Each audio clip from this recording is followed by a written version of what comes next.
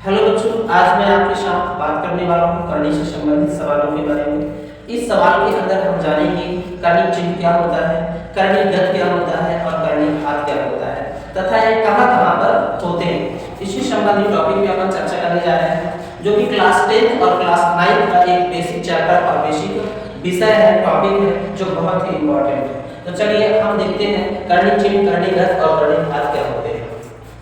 सबसे पहले हम करनी चिन्ह की बात कर लेंगे। जो हमारा करनी चिन्ह होता है उसको इंग्लिश में रेडिकल साइन बोला जाएगा। क्या बोला जाएगा? रेडिकल साइन बोला जाएगा।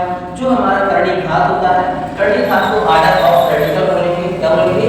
ऑर्डर ऑफ रेडिकल बोलेंगे। करनी गत को अपन बोलते हैं रेडिकल। करनी गत को क्या बोलते हैं? रेडिकल बोलते हैं। यदि करनी में हमारा कोई सवाल इस प्रकार से लिखा हुआ है तो ये जो हमारा चिन्ह होता है इसका नाम करनी चिन्ह होता है। इसको अपन क्या बोलेंगे? करनी चिन्ह बोलेंगे। और करनी के अंदर जो भी संख्या लिखी हुई होती है उसको करनीगत बोला जाता है अर्थात रेडिकल बोला जाता है। और करनी के बाहर जो संख्या लिखी हुई होती है उसको हम करनी घात अर्थात ऑर्डर ऑफ रेडिकल बोलते हैं। क्या बोलते हैं? ऑर्डर ऑफ रेडिकल बोलते हैं। अब हम देखेंगे कि इस सवाल को पढ़ा कैसे जाएगा और सॉल्व कैसे किया जाएगा। तो इस सवाल को पढ़ने का तरीका होता है n√a। कैसे पढ़ेंगे? n√a।